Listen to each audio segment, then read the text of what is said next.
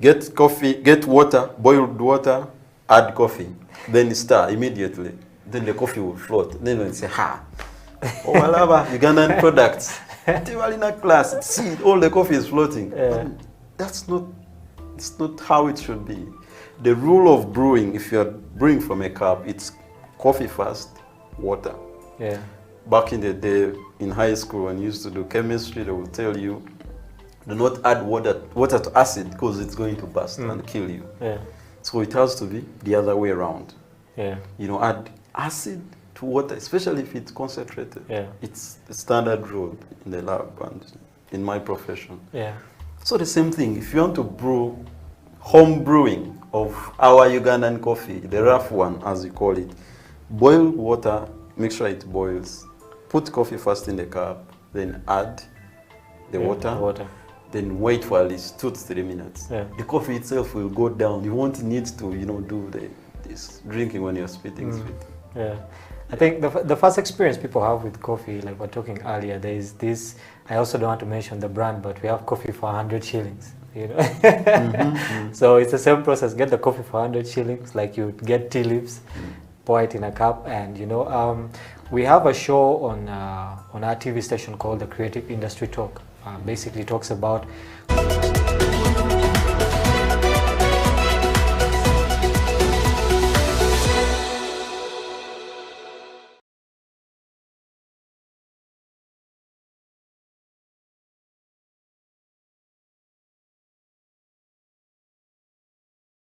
COVID-19 came and disorganized our economy, brought our health system to its knees, and along the way, affected our rights significantly. This is You and the Law, the COVID edition here on House of Talent Television. My name is Jonathan Ocho, your host. When it comes to the law, we basically live the law, on a day-to-day basis, Whether it is in your bedroom, there is a law that governs it. If you're married, for example, even if you're single, there could be something touching on the law, because you might be in your bedroom with an underage girl, or you might be with another person's wife. All the things are the law. If you're a human being, you have rights. Those rights are called human rights. They are examples: the right to health, the right to freedom from torture. That underscores human dignity. Freedom from slavery. You're not supposed to be someone's slave. If you look at our penal code, it sets out another marriage laws. It sets out the persons who can marry and those who cannot marry, right? For example, you can't marry your close relatives. If you did, you'd be committing a crime. The state is not supposed to tell you who to worship, how to worship, how many times a day. No, you have a right to work. Your right to work, you have freedom of association. Cohabitation for whatever period of time does not make you husband and wife, right? And that is why we emphasize to people that when the relationship is still hot, you must ensure that you do what? Marry. Yes. For human rights to be respected, protected, and fulfilled, relevant government programs must actually work. Medicine should reach hospitals, oxygen should be there, health workers should have gloves, teachers should be present. Now they are mostly absent, and they have left the profession, a good number of them. They are into trading. So things must work. If things don't work, human rights are not respected, are not protected, and are not fulfilled. COVID-19 has tested our hope and faith as individuals, families, and the country at large.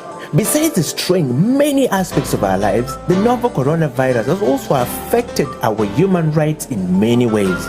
You and the Law, the COVID edition, is a 30-minute weekly television program that focuses on the impact of COVID-19 on human rights in Uganda. The program engages experts to explain the importance of rights-based approaches to the success of any public health response to ensure the respect, protection, and fulfillment of human rights amidst the challenges presented by COVID-19. You and the Law, the television program, brought to you by Legal Hub Uganda, taking the law to the last mile in proud association with I4C Africa Hub and House of Talent Television, coming soon.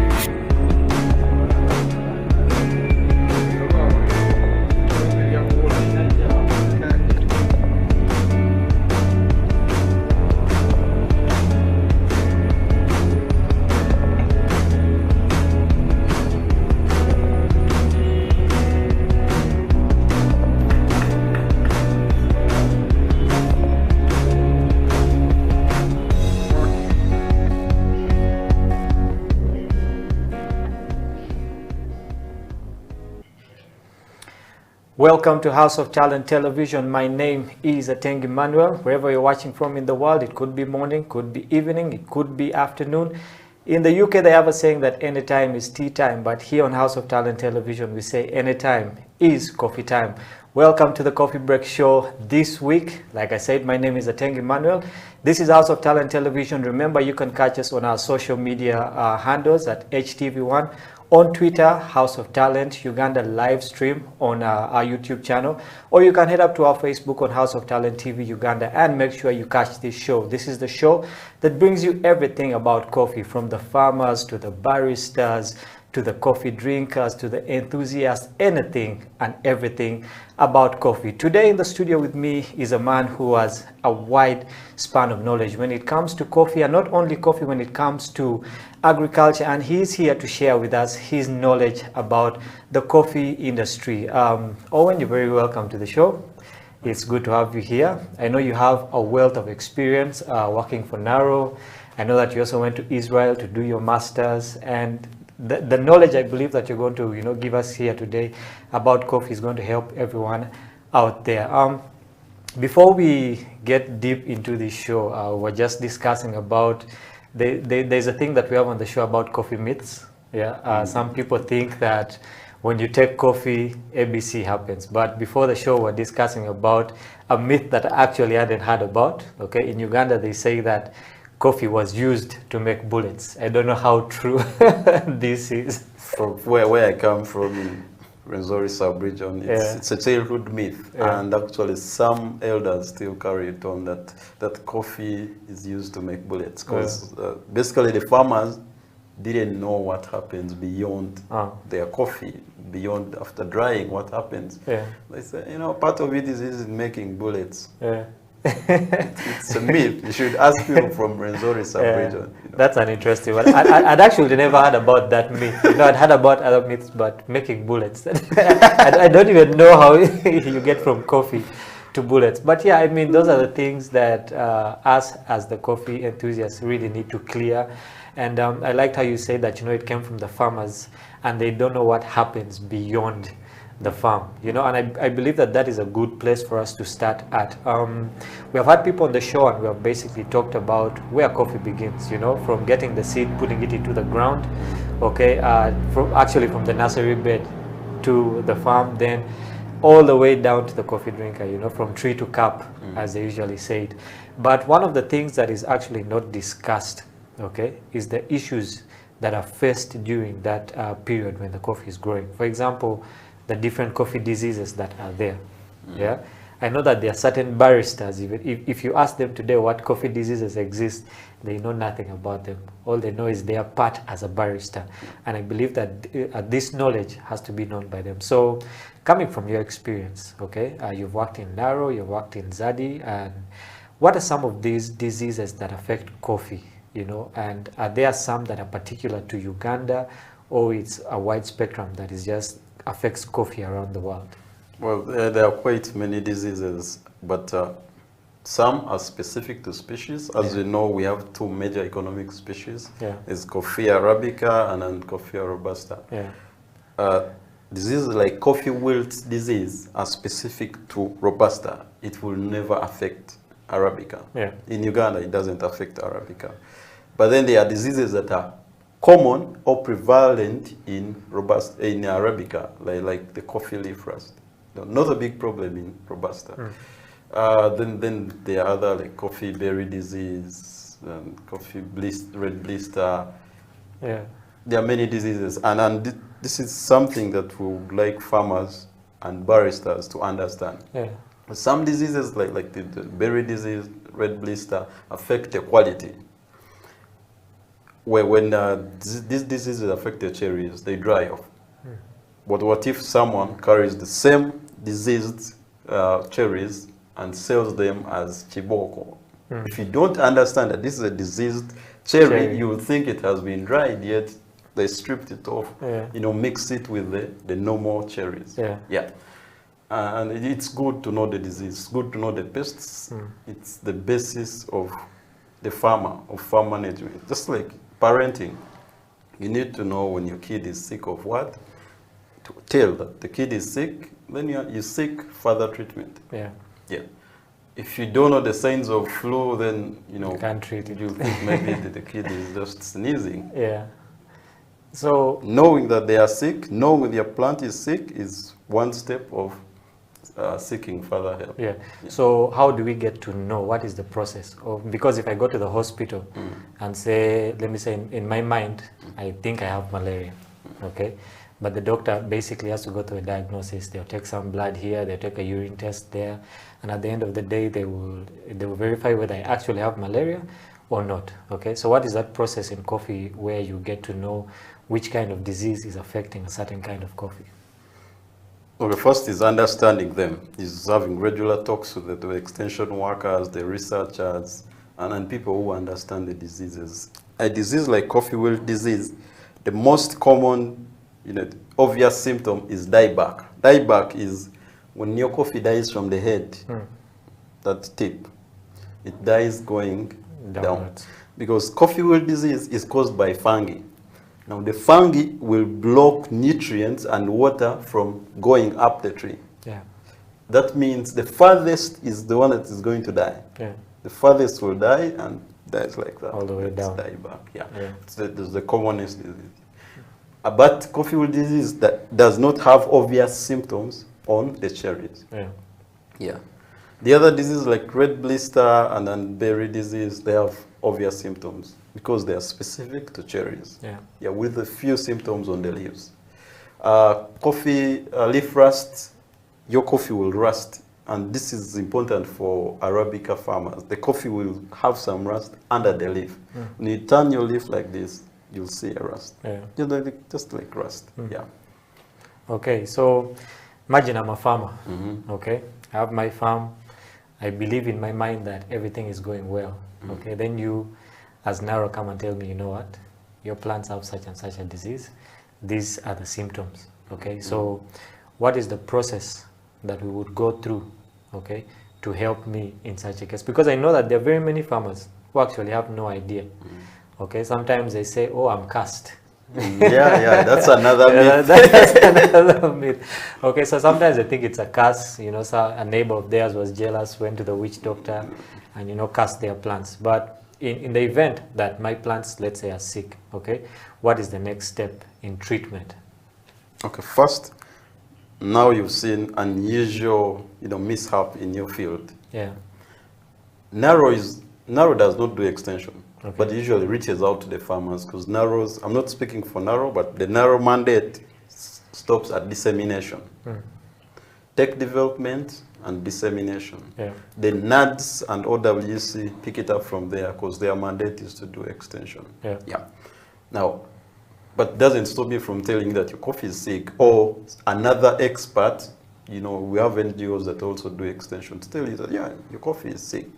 So after that, but you've also seen the symptom. Then you seek expert help. Yeah. The expert will tell you whether you need to spray, or you need to cut, or you need to use culture methods, or inorganic sprays or organic sprays. Yeah. If you know it, you can take it upon yourself. If, let's say, you've had an experience with the disease and it has resurfaced, you can use the previous, treatment. Yeah. Yeah. But the most important thing I'll emphasize on is seek expert help. Before you buy a chemical, you need to know, is this the right one? Am I going to use it right? So that you don't waste your money or you don't pre-expose yourself to, something that could be dangerous to you. Or you're trying to spray coffee wilt disease with a fungicide, and yet this disease is inside. Yeah. The fungi is inside. We call it the xylem and phloem. That is where the fungi is. But you're spraying the leaves and all that. It may not help. You're wasting money. You're also exposing yourself to these chemicals. True. So it's best you seek expert knowledge. If you don't understand, if you know a farmer who has had an experience with the same disease, ask them. Consult widely. Yeah. Have second and third opinions. Okay. Yeah. So if I'm to seek expert help, okay, I believe that there are certain avenues that I have to follow. There are certain organizations Right. where I can seek this help. So what are some of those organizations that as a farmer I can go to? First is narrow. Yeah.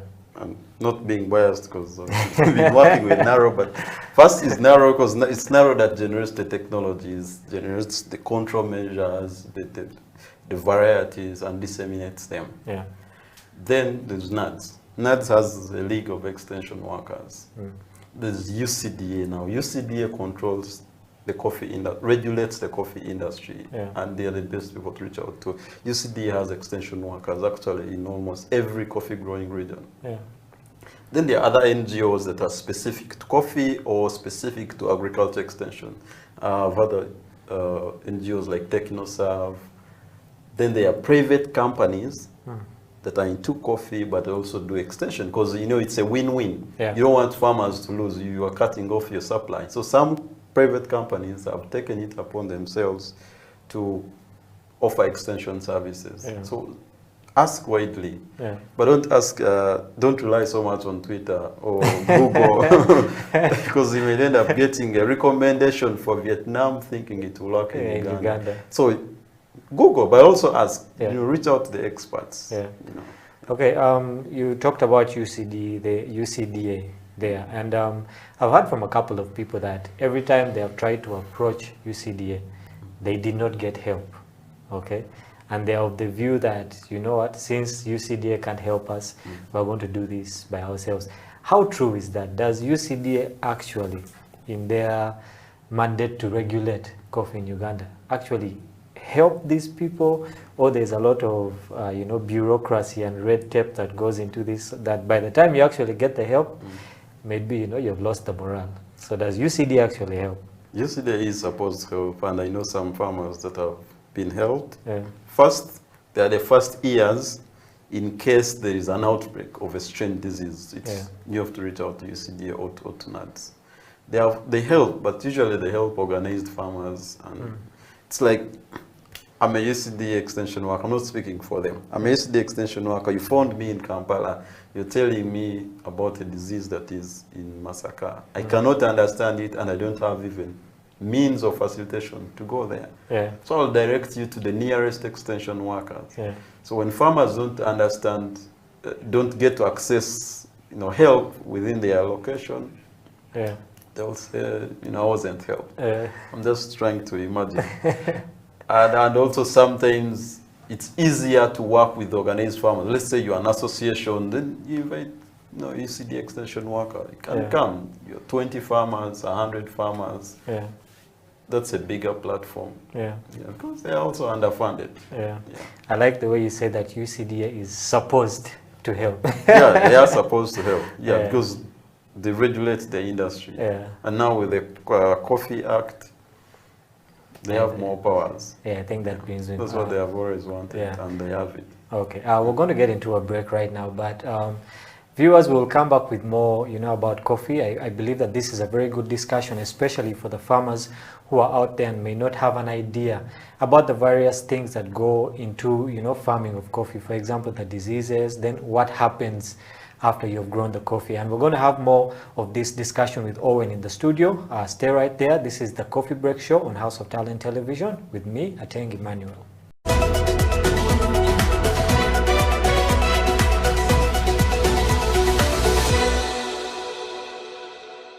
So I used to love the way our barista used to present his cups. Yeah. For example, one day he presented some nice coffee.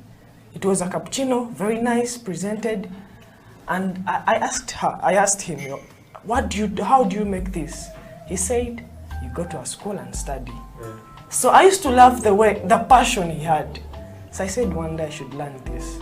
So I kept on serving his orders. But I found out that most of the orders were according to the way he was feeling. Baristas present their cups according to the way they are feeling, according to the mood. In case he left home when he's sad, he's not happy, you will see the results in the cup. But when you see something beautiful, just know he's so happy. Yeah. So the passion he had and the love he used to put in the cup really encouraged me to join the school. Not until I got to learn about Isaac at the Pro Plus. Yeah. Then I came with some of my friends, so we are now doing that course.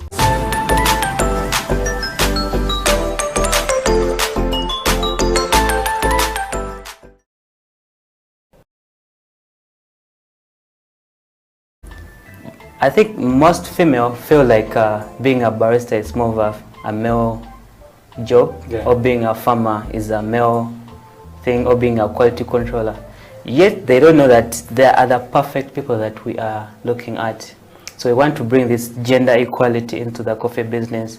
I would thank this the International Women Coffee Alliance. It has really done a very good job to encourage women into the coffee business. The brew ratio is very important. The most important. Brew ratio now most people may not understand. It is the ratio of the coffee powder to water, and the yield. Water in this article will bring us to the yield. If I put 10 grams of coffee into my portafilter, how much of it am I exactly? So if you don't master the brew ratio, then being eager to learn, for everyone who is out there, with the young men, every young man out there, you need to be eager to learn, because there are many opportunities there. I don't know, I've met Emma today, I don't know where we shall meet any other time. I will meet this person, so always be humble and be eager to learn. And then about coffee, I've learned, like I think I've learned that always take everything in the steps, because if I had started with the basics, I wouldn't be back here now. Because I knew maybe probably big hotels serve coffee.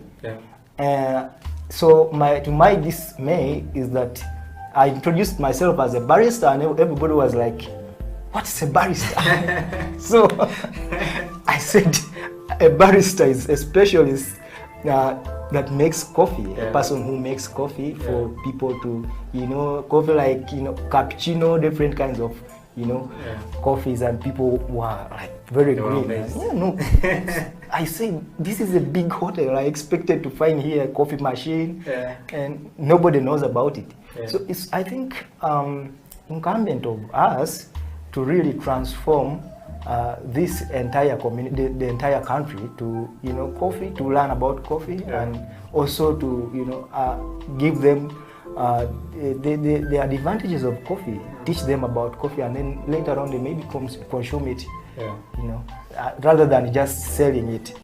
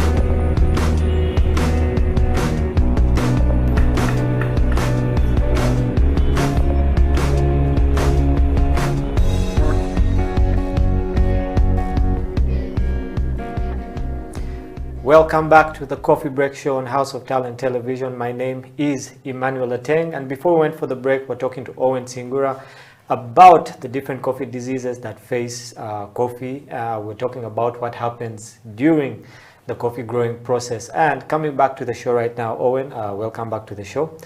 I know we started the show on a coffee myth that, coffee apparently was used to make bullets. That's right. Yeah, that's right. And I think now, as a farmer or as someone who's out there, it is a myth. We have debunked that one for now, yeah. And we're talking about basically the different kind of diseases that affect, coffee, and also how to diagnose them, and also what to do, for the farmers who are out there when your crop gets diseases, what you can do. And one of the things you said is that we should seek professional help. And, after getting that professional help, that opens up, other avenues to what you can do for your crop. Coming back to the show, I remember you can catch us on our social media pages, HTV1 on our Twitter, on our YouTube, our House of Talent Uganda live stream, and also on Facebook at House of Talent Uganda. Make sure to watch the show, spread it far and wide to the farmers out there, to the baristas, to the roasters, whoever is involved in the coffee chain and the coffee process, because we need this knowledge if we are to make Ugandan coffee be at par with Ethiopian coffee. As I read in the Coffee Act, we are trying to get to where Ethiopia is. Yeah, and I believe that it's a very good thing. We're talking earlier, and you told me that you went to Israel, to do your masters. Yeah. Okay. First question is, do they have a coffee culture in Israel like we do in Uganda? Yeah, they do. They are big time coffee drinkers, and different ways. There's the Turkish coffee. Yeah. There's Arab coffee, that in the pot, and then you swirl it in the sun. It gets ready. You pour, and they have actually better taste of coffee than us. Yet they don't grow. I've met 50-year-olds who have never seen a coffee tree. But they take a lot of coffee. They take coffee in the morning, coffee in the afternoon. Yeah. I know a guy who takes coffee and cigarette as breakfast.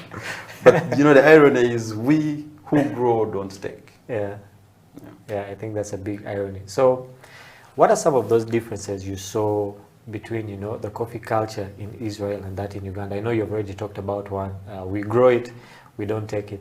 They don't grow it, yet they take it more than us. Okay, so what are some more of those differences that you experienced when it comes to that coffee culture in these two places? Different areas of the world, actually. Their taste is growing towards specialty. Yeah. There are specialty cafes coming up. Then the people, when they go to buy, they don't go for instant coffee. Yeah. And for us, when we go in the supermarket, even the richer ones, we buy instant coffee. But actually, just let me take you a little off. Yeah. Instant coffee is like a sausage. The best meat is not used in making sausage. The best meat is reserved for steak. Yeah. The mediocre meat and of the red meat is what they use in rolling for sausage, because you'll not see the quality unless you've made custom-made sausage. Yeah. The same thing with instant coffee. The good thing with coffee, they don't throw anything apart from the extraneous matter, stones and plastics, if they are there. The undergrades, the broken beans, the rotten beans are the ones they reserve for instant coffee, because when you get a tin of the instant coffee, you will not know that this was from screen 18. Yeah. So the screen 18 and 15 reserve it for cafes and specialty coffee and fine coffee, because someone is seeing what they are buying. The aroma is there. Yeah. The rest, the irony is, when it comes here, instant coffee is more expensive than specialty and fine coffee. Yeah. Even the educated people, the exposed ones, they don't. Yeah. It's the reverse. In Israel, people are aiming for, top quality. Yeah. And they actually imported some coffee from Africa and South America. They repackage it, create private labels, and they earn a lot of money from it. Yeah. Why not us do it? It's interesting that there's this westernization effect. Okay, the way they have marketed instant coffee, it feels like when it comes down to Africa, me, the person who's taking instant coffee, is perceived as the one who has money or class for that matter. Yet if you went into a deeper understanding, you know, the person who's actually taking the real coffee could be considered as the person with more class in this matter. But I won't say that people are not exposed, guys have traveled, but it's still gross ignorance. Yeah. But still, we can do the instant coffee from our good coffee. I remember it's Kausheng, I would say, why not use good coffee to make instant coffee, because it will be cheaper here. We can still explore that avenue as we are graduating people from instant to brewed coffee. Yeah. Back in the day when I was volunteering with UCDA in, you know, increasing local coffee consumption campaign, we used to hit the market and brew the coffee, but someone will tell you, why is this coffee rough? Why is this coarse? We want the smooth one. Yeah. I tell you, no, the smooth one is not good. This coffee is rough for a reason. Otherwise, we could have made it finer. Yeah. But the reason is, the rougher the coffee, the better the brew. Not very rough, but of course you have to, you know, hit the standard. Yeah. Again, this is scientific that rough coffee has a lower surface area to volume ratio. Yeah. That means it will retain the aroma very fast. I want people to do an experiment. You know, open a tin of instant coffee. I don't want to mention the major brand. Open it and also open the tin of your brewing grade coffee, the rough one, what Ugandans call the rough one. Leave it open for 1 week. After 1 week, the best thing the instant coffee will be able to do is turn water to brown. But with this brewing grade coffee, there will still be the aroma. Because the surface area is low, that means it still keeps the, you know, the faintness in it. Yeah.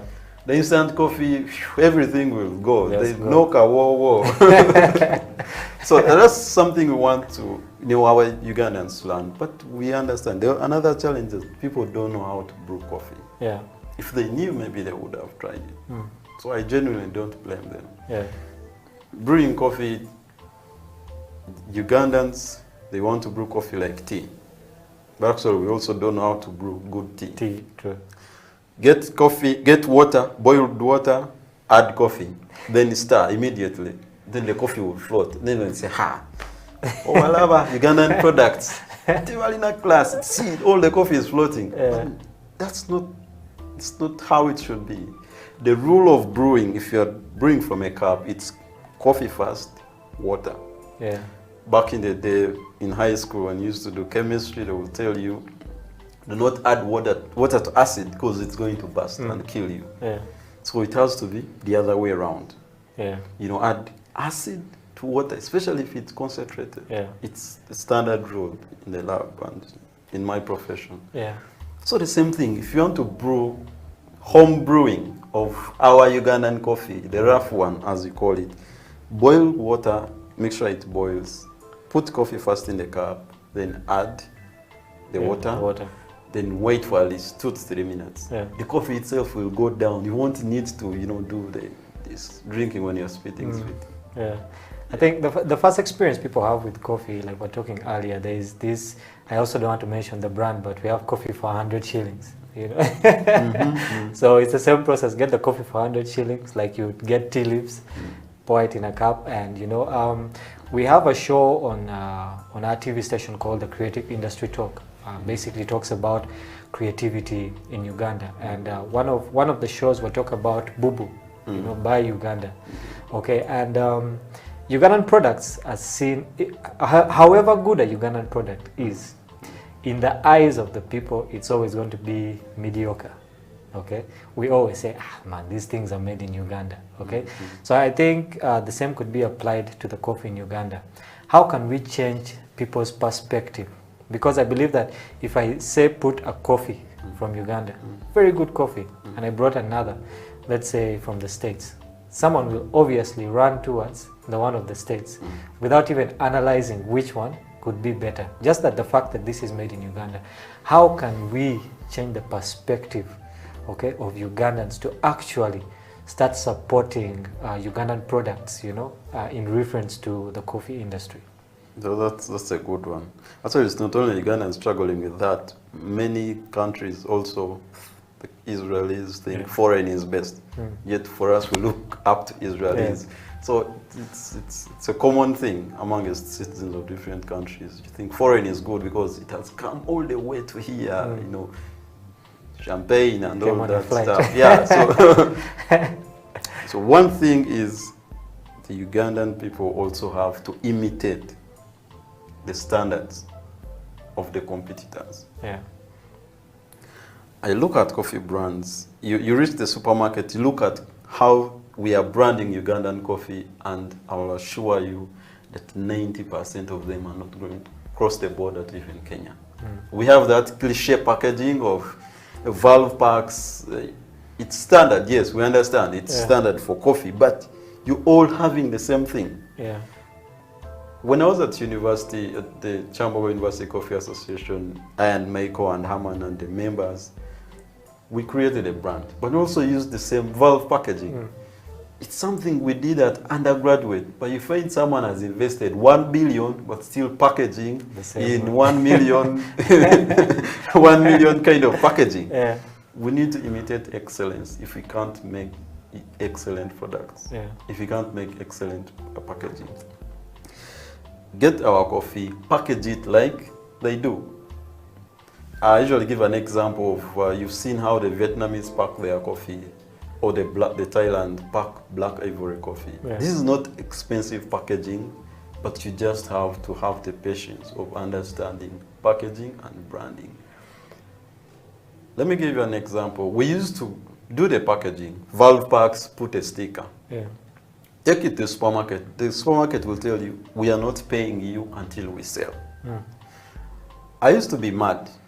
You know, Herman was our marketing manager. We used to be mad that they are not paying us. They're actually surviving on us. But after since they were taking our coffees, adding it down the shelf, you know, with other many brands of the same packaging. Then they put the foreign brands at the corner where there's maximum attention. And the foreign brands, of course, they are paying cash upfront. For us, first sell and then pay you. In the end, the coffee gets stale. Now, when a consumer comes to the supermarket, and I know many guys who don't take supermarket coffee, is that you go to the supermarket, you're buying coffee that has spent 3 months, 6 months. It is stale. Because of the packaging, and also the grocery managers have put them down in the Kayola. So if you have to attain the boo-boo, if you have to boost coffee consumption and people support our brands, we need to do top-notch packaging, world-class packaging. I don't want to talk about what we presented at the World Coffee Expo. But to be sure no one is going to buy it, or no one will even take it for free. Because it is so cliche. This is packaging of 30 years ago. But the good news is that there are few Ugandans who are aiming for excellence, looking for that, you know, niche packaging, and they are getting markets in Europe and North America. We can do the same. That's how we're going to compete with, you know, Brazil and Vietnam. Well, that's an interesting thing, because I've actually been to the supermarket, and exactly what you say, the Ugandan coffees are thrown somewhere down there. You know, I have a friend who does her own coffee, and she complains about the same thing. By the time you get paid for your coffee, it's stale, and you know, if I buy a stale coffee, I'm not going back to buy the same brand again. So basically, I'm on the losing side. Okay, and the foreigners are getting more and more out of us, and even that money that they're getting is not really repatriated back into the country. It's not your money. It's not our money. So all of us are losing at the end of the day, and it's something that we need to really, you know, do to improve the coffee industry. I know one of your backgrounds is research in coffee, and we're talking earlier, and you said, you know, in coffee research, to come up with, you know, a type of coffee takes you 10 to 15 years. Okay. And to the normal person, they think, now how are we going to wait 10 to 15 years, you know, for you to come up with a different kind of coffee? Is there one that you have come up with? Is there one that you are currently working on? And if so, could you give us some more, you know, information about it? Oh, that's a nice one. And some to an ordinary person, they cannot imagine that the coffee they are growing, someone sat a decade and more to work on it. Yeah. Towards the late 90s and the early 2000s, there was coffee wilt disease. It's really ravaged and destroyed almost like over 50% of the Robusta coffee. Yeah. Now, Narrow had to sit because, you know, every problem in agriculture, the eyes are on Narrow. They had to sit and try to create solutions. And one of the solutions, coffee wilt disease is a very tricky one. I told you, you will spray and you won't control it. Yeah. So they had to come up with varieties that are resistant to the disease. And from that time, during the early 2000s and up to now, they have released 10 varieties. 10 coffee varieties that are resistant to wilt disease, that is KR1 to KR10. Yeah. Nowadays, you know, KR10. But it's not that you sit and work on one. I'm not a coffee breeder, but I've worked with coffee breeders. It's not that they sit and work on one, release it. They, you know, work in tandem. Yeah. Because these varieties, how much they are all coffee wilt resistant. They have different attributes. Yeah. And then they perform well, you know, in different regions, different agronomic conditions, different climates. flavors. Yeah. Another thing is that after researchers have developed the variety, they have to take it to UCDA for scoring. Like, because it doesn't help when you make a good coffee variety, high yielding, big, and it doesn't taste well. Yeah. So now that's how UCDA comes in. They have to assess the cup quality. Yeah. And it's a back and forth, you know, years and years and years and years, and they say now this is good. Yeah. Because you don't want to spend 10 years on a loser product. True. And you're wasting taxpayers' money, you're wasting your time. So the 10 varieties, in actual sense, it should be that KR7 is better than, KR10 is better than KR7. You know, theoretically, that's how it should be. But sometimes you find that KR10 has, KR7 has better attributes than KR10. The whole point is give farmers a wide range of choices to work with. Yeah. You know, always assess. And I actually recommend farmers, every farmer should be a researcher on their field. Use your own understanding, do your own assessment. Narrow may not reach anywhere, nuts may not reach everywhere, UCDA may not reach everywhere, like you said. Yeah. But farmers have to be their own researchers. Like, compare, see, this one does well, this one doesn't do well, or this one is heavier, this one is lighter, this one matures faster. Yeah. But why did we go the cloning way? No, the breeders realized, okay, let me go back to the biology of coffee. Okay. Two coffee species, Robusta and Arabica. The difference, one of the differences that Arabica is self-pollinating. By the time an Arabica flower opens, it has, you know, pollinated itself, or it will pollinate itself shortly. Robusta is cross-pollinating. Now, you remember in our basic biology and science, cross-pollination is moving anthers from here and pollen from here to the stigma of the other. So you are creating variability. Like man and woman, who create a child who has characteristics from both. Now, Robusta being cross-pollinating, the fruits are going to be different from the either of the parents. Yeah. But now you want to keep the disease-resistant top-notch. So you have to clone. So the nursery operators, the Narrow and UCD have mother gardens where they pick clones so that you have the same. If it is KR7, you're going to produce seedlings that are strictly KR7. Because even if, you know, KR7 is pollinated by another variety, you're going to create L8 seeds. Yeah. L8 seeds also work, but the resistance of L8 seeds to coffee wilt disease is not as high as a clone, because with clones, you have true to time. Yeah. Imagine they cloned you, Emma. You're going to have a kid who is going to be like you 100%. True. Maybe you're resistant to COVID. Just think. So we shall clone you and make many Emmas. That's by the way. But if you married someone or if you marry someone, you're going to have a kid who is looking at like mom or like you, or having combined traits. Yeah. So the elite seeds work, but their resistance is not as strong as if they were clones. Now, most farmers go for elites. Yeah. Because elites are cheaper. Just get this seeds, coffee seeds, plant them, they germinate, you sell.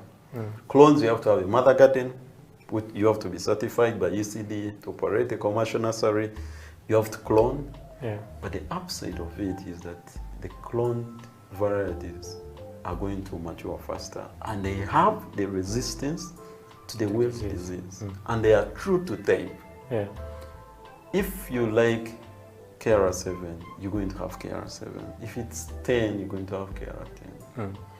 Maybe you've gotten an importer or a client who likes KR7 or likes KR8. Yeah. So it means you're going to give them, you're controlling your quality. That's quality assurance. Done. But your coffee is going to taste the same today, next year, and the other year for 10 years. Yeah. Interesting. I like how you say that, most farmers actually go and buy the elite because they are cheap.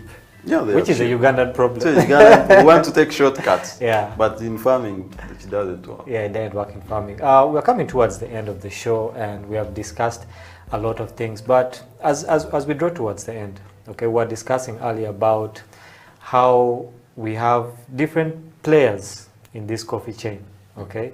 And right now the focus is mainly on the baristas, okay? And on this show we have had a lot of baristas, and I believe that most of them actually, because a barista course is 1 month, 2 months, if you want to 3 months at the most, and most of them don't have the kind of knowledge like you are talking about right now. Most of them don't know what happens in the farm apart from the theory they are given in class. Okay, so as we come to the end of the show, what word do you have for baristas out there? Because like we said earlier, you won't be a barista at 70. Okay, what can these baristas do to make themselves more relevant in the coffee chain and the coffee process, and also more relevant for their lives going ahead?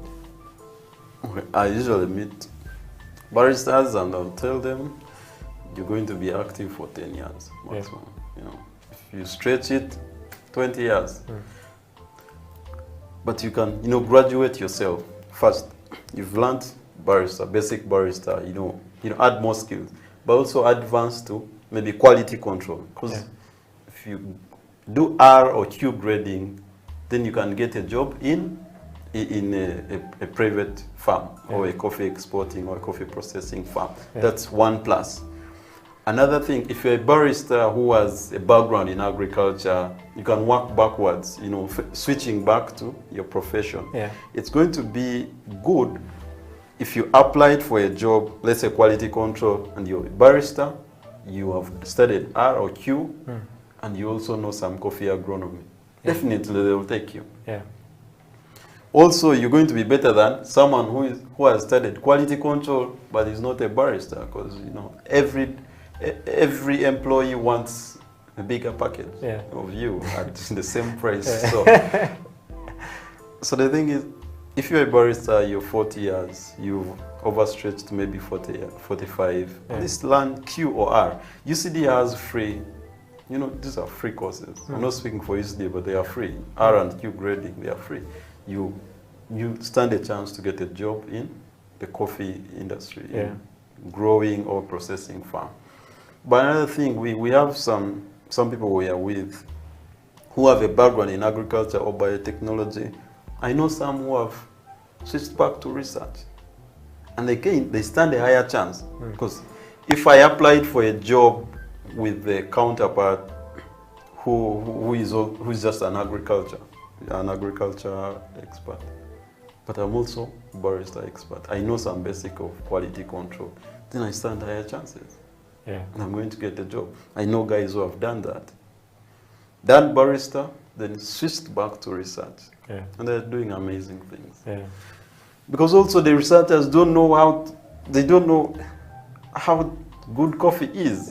They are preparing it, but then they don't know that you can make a mocha, latte, and you can make all these variations. Yeah. It's also helping the research industry.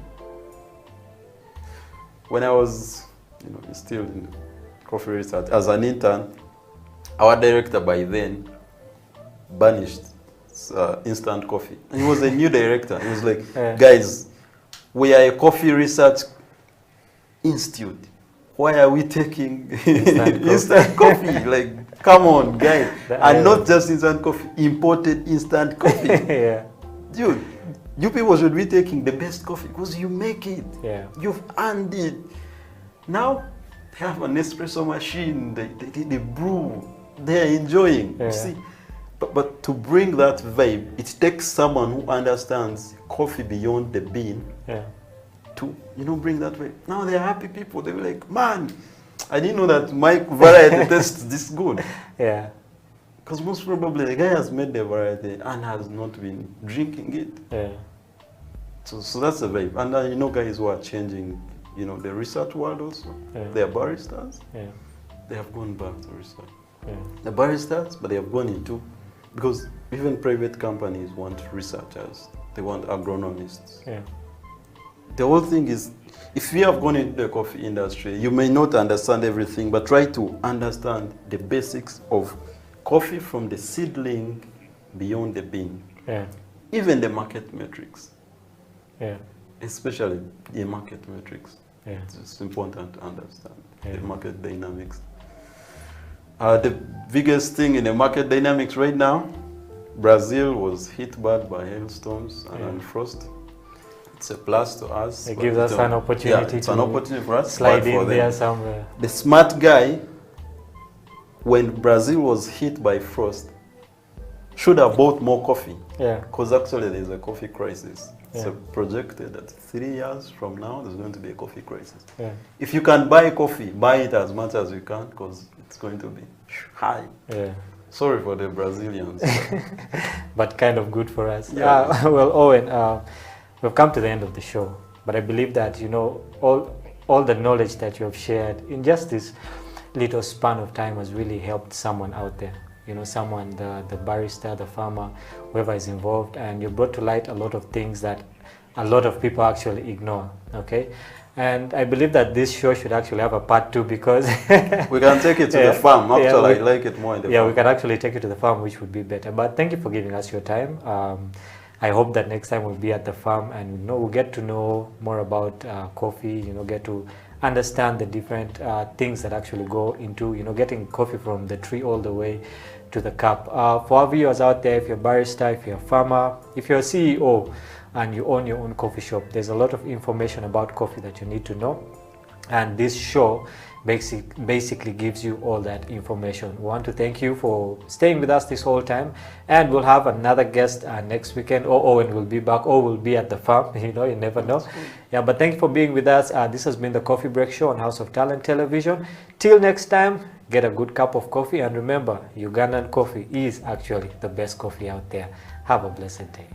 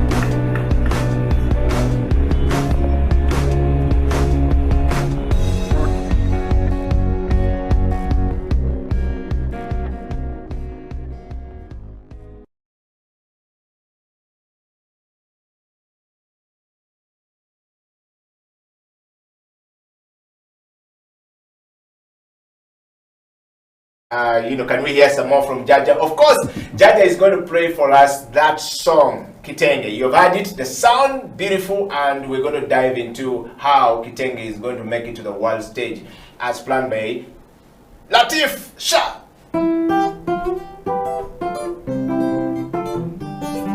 Abami n'abakyala mwena naddala bali erudda eri mu North London kyembakutira kiri kimu butekubagiza wadde embeera za korona bangi zatutagula kakati tuve mu mayumba kitengi pate yine ensonze bumale ate nga tetusaanidde ddala kugisuwa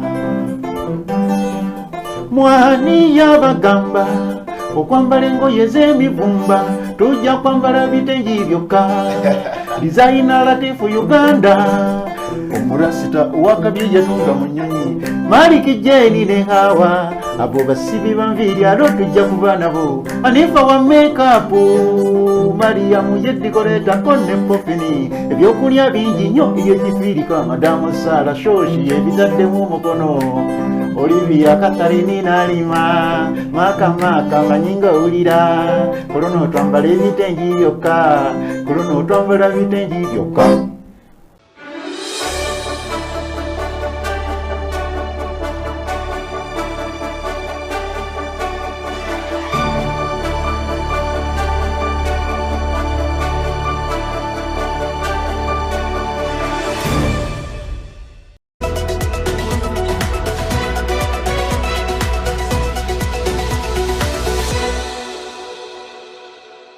COVID-19 came and disorganized our economy, brought our health system to its knees, and along the way, affected our rights significantly. This is You and the Law, the COVID edition here on House of Talent Television. My name is Jonathan Ocho, your host. When it comes to the law, we basically live the law, on a day-to-day basis, Whether it is in your bedroom, there is a law that governs it. If you're married, for example, even if you're single, there could be something touching on the law, because you might be in your bedroom with an underage girl, or you might be with another person's wife. All the things are the law. If you're a human being, you have rights. Those rights are called human rights. They are examples: the right to health, the right to freedom from torture. That underscores human dignity. Freedom from slavery. You're not supposed to be someone's slave. If you look at our penal code, it sets out another marriage laws. It sets out the persons who can marry and those who cannot marry, right? For example, you can't marry your close relatives. If you did, you'd be committing a crime. The state is not supposed to tell you who to worship, how to worship, how many times a day. No. You have a right to work. A right to work. You have freedom of association. Cohabitation for whatever period of time does not make you husband and wife, right? And that is why we emphasize to people that when the relationship is still hot, you must ensure that you do what? Marry. Yes. For human rights to be respected, protected, and fulfilled, relevant government programs must actually work. Medicine should reach hospitals. Oxygen should be there. Health workers should have gloves. Teachers should be present. Now they are mostly absent, and they have left the profession, a good number of them. They are into trading. So things must work. If things don't work, human rights are not respected, are not protected, and are not fulfilled. COVID-19 has tested our hope and faith as individuals, families, and the country at large. Besides destroying many aspects of our lives, the novel coronavirus has also affected our human rights in many ways.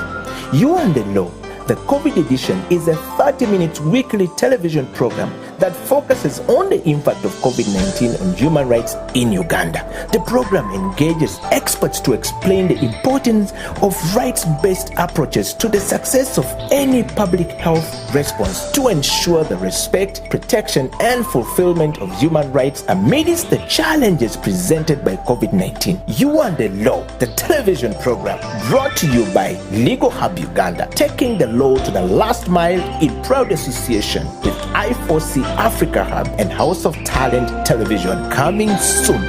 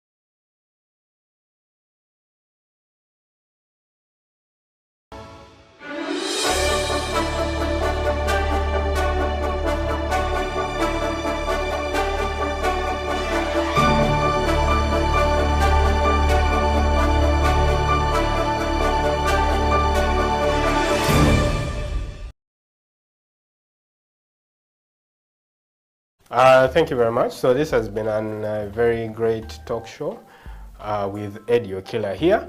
I would say that first, when you think about Build Uganda, Buy Uganda, Build Uganda, we live in a free market economy. So people are going to buy your products not because it is Ugandan. No, they're going to buy your product because they love the product, because there is value that they want to get out of that product. So make sure that you're building for the customer and that it meets the standard that the customer expects. Then the customer falls in love with the product and they're hooked. They're your customer forever. Now they happen to be Ugandan, you happen to be Ugandan. Eventually we are building Uganda. Yeah, that's one thing. The other thing is be creative in your business. Adapt to change. You know, look at all the changes. Ask yourself, what has changed in the past 5 years, or what has not changed in the past 5 years? That's also a very good question to ask, and then respond to that change or that thing that hasn't changed. You know, COVID has happened. There are a lot of things that have changed currently. People are now adapting to working remotely. If you're a company, you're still asking people to come to the physical office 9 to 5. Maybe that needs to change. Maybe they need to come in a few days in a week, you know.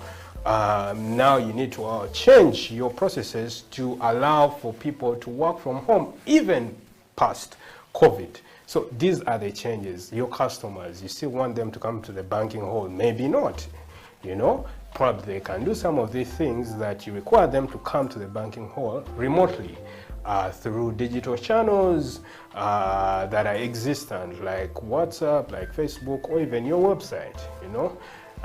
We have House of Talent here, it's broadcasting, and it doesn't have all the traditional broadcasting infrastructure that a TV station traditionally has. But here you are, you know, watching us, and you're watching us through all these channels that we have thought about and we are using. Yes, so adapt to the change, look at the things that haven't changed. If they haven't changed, then you know, build your business accordingly. Yeah, so that is my little piece of advice, and I'm also happy to receive some of the advice that you already have.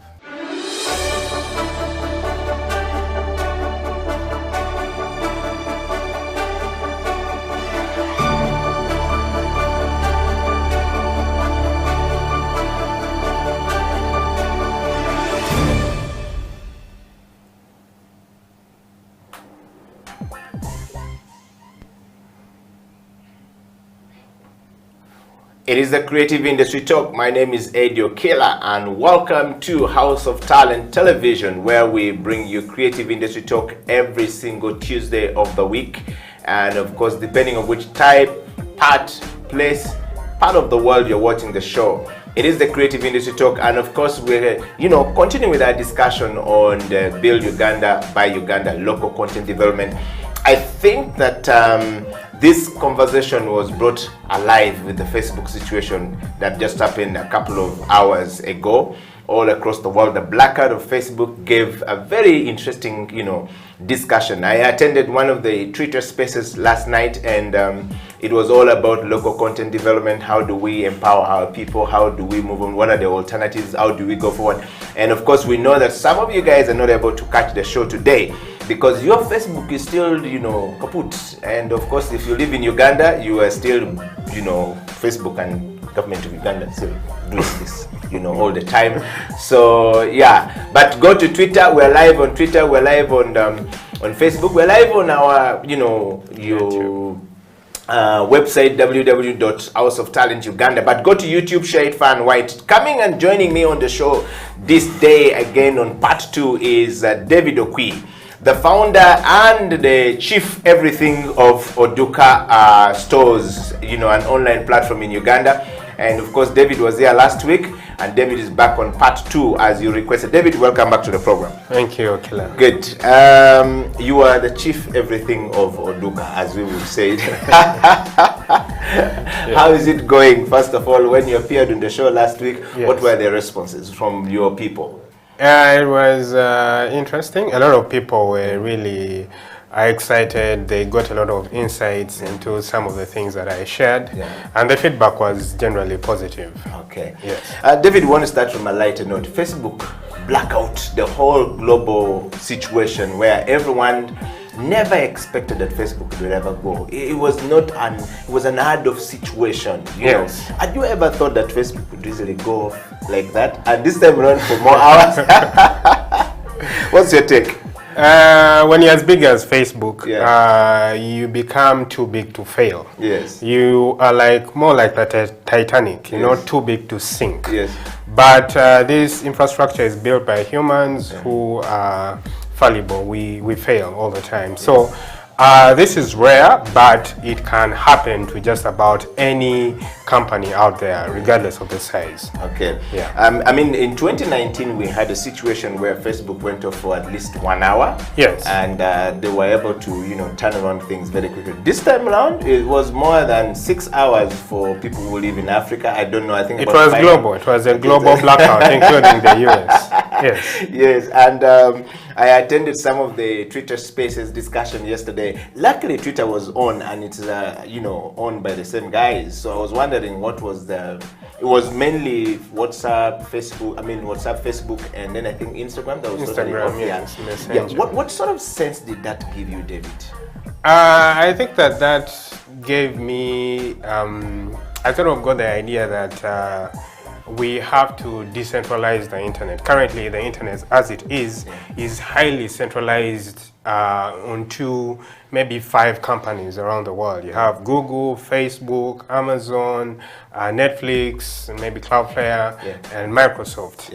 And so a lot of traffic that actually routes across the internet goes through these big companies. So if our lives are heavily dependent on these companies, and you know, things go down, then down goes our lives as well, and our businesses. So we have to decentralize the internet, and we have to at least allow for alternatives. We have to have smaller players alongside bigger players, so such that when there is a failure somewhere, we have alternatives. Wow. Yes. I mean, some people almost committed suicide yesterday. They couldn't fathom the fact that they are not online, they're not on Facebook. The millennials were running mad. We don't know what for sure, how many numbers we have of people who were dead yesterday. In those hours, or how many people got mentally completely disturbed or sick. Because there are people who leave posting their pictures and then seeing the likes, and then want to see, hey, how many people have liked my photos, you know, what is going on. And then, you know, kaput. I think it was a good way for us to detox from the whole system of just being heavily dependent on, you know, technology for your life, particularly Facebook. You know, what do you think? There is that, but currently things like Facebook are utilities. The same way that you have electricity. So when it goes off, you're not detoxing at all. It's just that now your life is heavily dependent on some of these tools. And so if power goes off, the whole system here is off. You know, a lot of things are off. It is a utility. It's a part of the infrastructure that we currently use. So a lot of businesses use Facebook, WhatsApp, Instagram to sell their goods and services. People are, you know, now you have the influencer economy. You know, people are influencing and making money out of it. You have digital marketers now who are, you know, managing a number of pages for their clients, and so you have a whole new set of jobs that are heavily demanded on these platforms and these tools. So when it goes off, it's not like they're detoxing. No, their livelihoods have also gone off. Yeah. Yes, actually, talking of that, David, yesterday I was hearing a lot of different, organizations and companies and, the small, medium businesses all across, the continent of Africa and all across the world, yeah, all complaining about the same. There are, older people whose livelihood is dependent on Facebook. I was hearing people who are older, 60 years, 50 years, saying, I don't know what I'm going to do. My customers like this. I'm like, okay, so wait a minute. What happened to the online platforms we're talking about? A lot of these, businesses, their payment are completely apparently integrated onto the Facebook system, working and payments, and so a lot of people didn't, lost business yesterday or didn't make money yesterday. Yeah. What sort of like picture does that give us going forward from your point of view as an online platform owner? It again shows how heavily reliant we are on these platforms. And even if you're not a merchant or a seller, you could actually be using Facebook to sign on to other services, using Facebook sign-on. So if Facebook is down, then you can't sign on to that particular service. It could be some app, even Twitter. You can sign on to Twitter using Facebook and so forth. So if that particular part of the internet is down, then you're blacked out from some of these other services that rely on Facebook for authentication and login.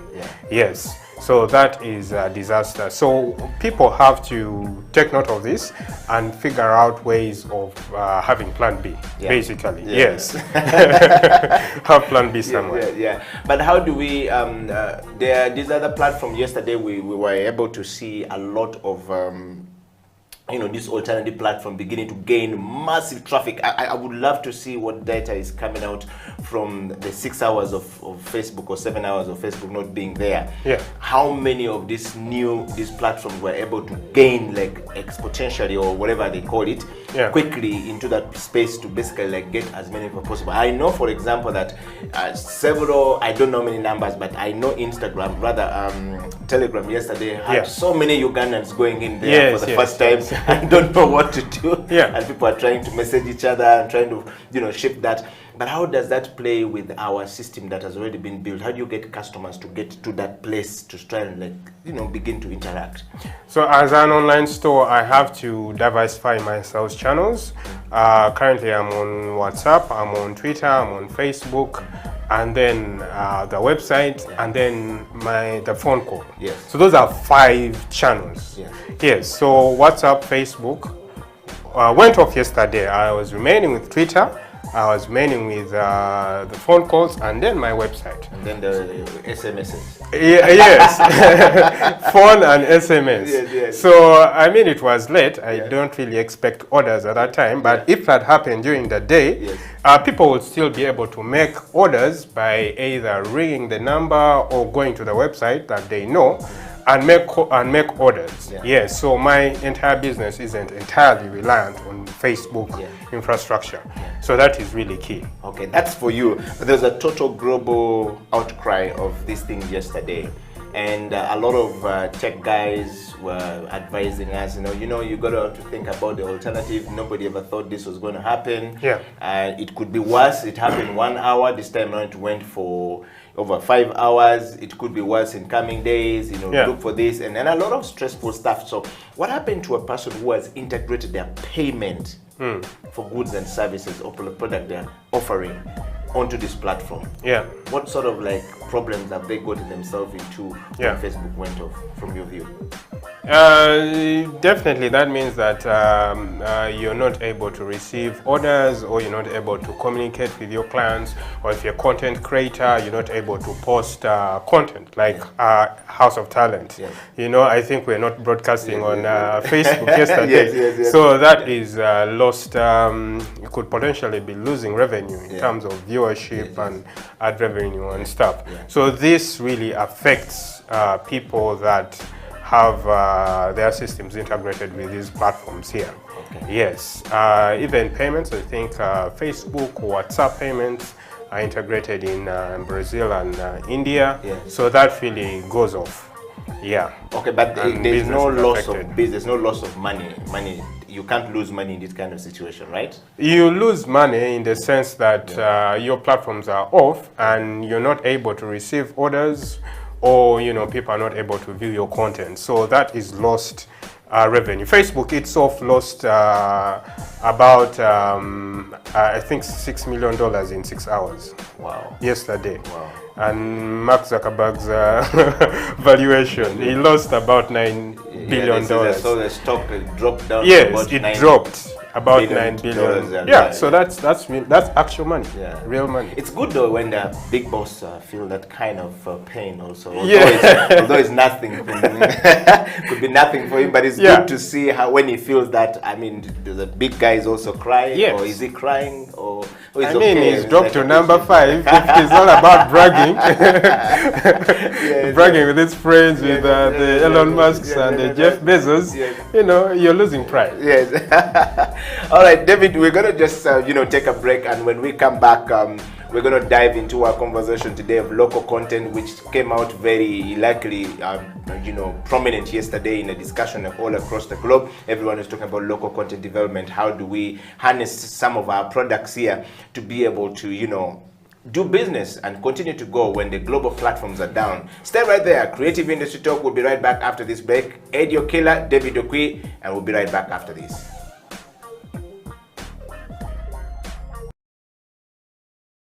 Of the pack. It helps you become the trendsetter. Humankind is set in a way that they will always have a thing for the pioneer of things. So we see it if you think about these big corporations we see in Uganda and how they advertise and the different promotions they bring. You will somehow the target market will always have the pioneer front of mind. So for me, creativity, that is how important it is, because you will get the masters, you will be an A-lister on the papers. But if you do not know how to channel, because there's not one company in the arts or in business, as we know it, there's not a company that hires more than 10 people, and all of them are not creative. There is always creativity in a company.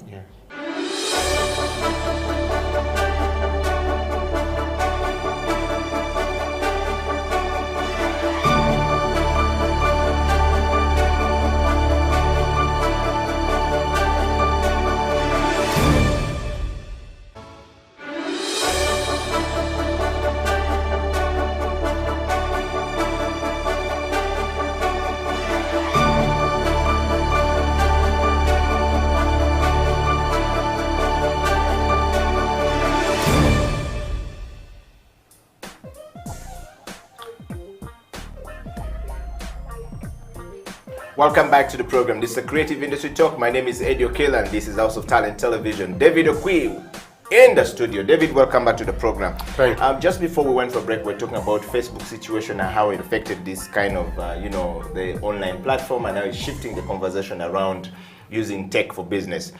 David, we left here last week when we were talking about local content development, particularly zeroing down to Buy Uganda, Build Uganda. What sort of, how do we integrate platforms to be able to do business? And you've, delivered that last week quite very well.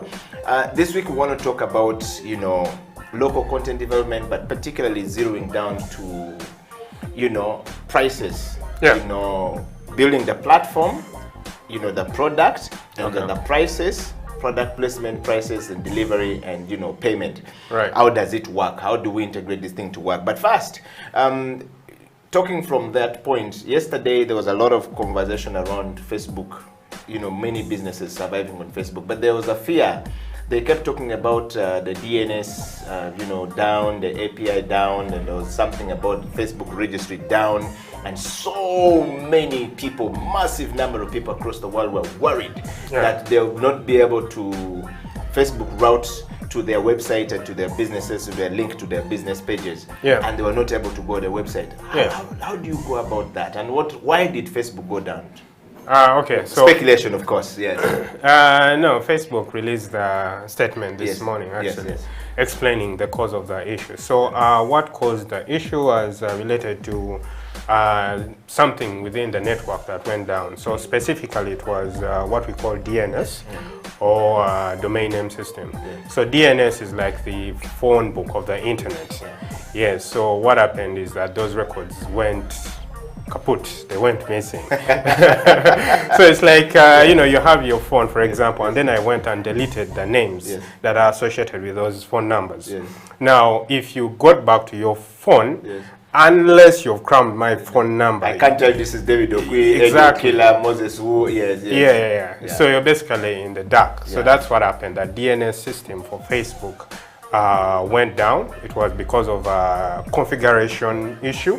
Somebody went into the routers and messed up a record somewhere. And it so blacked the out everything. Thing was actually real. Blacked out the entire system on the data center. But Daudi, with the kind of level of Facebook and the kind of things the kind of brain that is there, or the brains that are working there, these are kind of really smart people. I listened to Dan York yesterday or last night host, or early this morning, depending on which part of the world people are watching from. Dan York is one of the tech guys, hosted a Twitter space yesterday, and he was talking about, he says it should have not taken Facebook that long to sort that problem out unless others. And a lot of tech guys were saying, no, the brains there are quite good. It should not take them this long. I mean, maybe it was more than something else. So how do we bounce back from that situation? Facebook hasn't really given details into what really went down, apart from just, giving us there was a guy who was tweeting in some time, and then they took down the tweet. On Reddit. Yes. So the details under, we don't really know how it happened. I know that these companies have redundancy, such that if one system goes down, there is some sort of backup and redundancy system to get things back online. Yes, but at the end of the day, it's really humans that are managing these networks, and humans are infallible. We are mere mortals. Eventually, someone is going to be gamed. Wow. That's a big shot. So, Daudi, coming back to this, we want to look into the similar situation in Uganda here, where online platforms, first of all, where are we at the moment, and how are we doing at the moment? You with Oduka are running these things. I'm sure you're always looking at people around you and looking at their platforms. How do we create the online platforms first, and how do we put the products there? How do we list the products? We want to take us through that process today. I think that Facebook for Uganda demystified what the internet was. If you just go back a few years, a decade ago, without Facebook, people didn't really understand what the internet was all about, apart from a few nerds. Actually, I happened to work in an internet cafe in my Form 6 vacation. And what people used to come to do was basically just read and reply Yahoo Mail. Yes. Yes, so someone would, walk or hop onto a taxi and travel 50 kilometers, 10 kilometers just to check if they have email. And maybe pen pals are a big deal just before social media.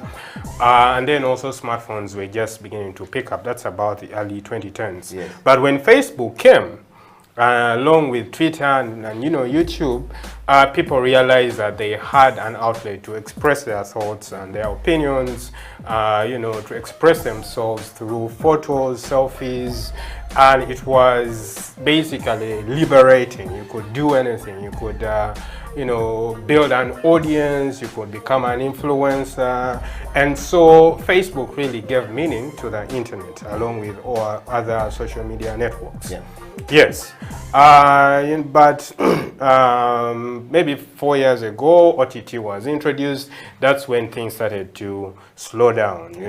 Taxes, now Facebook is being blocked and so forth.